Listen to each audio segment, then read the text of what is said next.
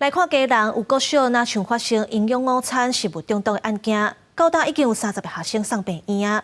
教育处今嘛是咧继续调查原因。市长谢国良宣布要有关家人吃营养午餐的负担金额，每一个人一顿上无爱加10块，希望会当提悬营养午餐的供应品质。卫生局人员甲学校的厨房调查，对器材、设备到食材全部拢检查，要看到底是倒一款才出问题。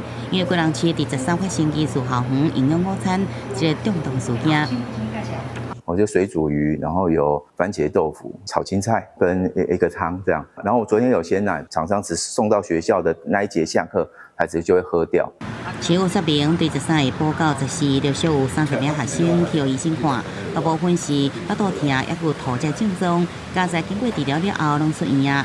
不过，对今年5月开始，贵人学校陆续传出面包内底有乱来乱去的糖啊、食材过期、有啉变酸这情况，要市原点名。这摆事件的供餐的厂商甲5月，另外一间学校的食物中毒案件是同一间厂商。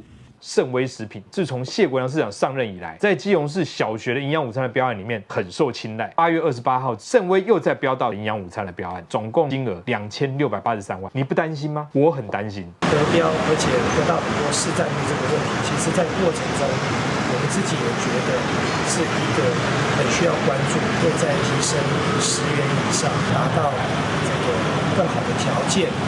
市长谢国良讲，会提悬营养午餐，政府家己付的额度，进前市府补助是国小每一个人每个月300块，高中400块。家庭团膳甲家己设厨房的学校，对今年9月开始也增加10块，政市府搁再增加10块。国中国小是比较办理，后续的司机到各校去抽验，希望提升营养午餐供应品质，让学生会安心食。记者综合报道。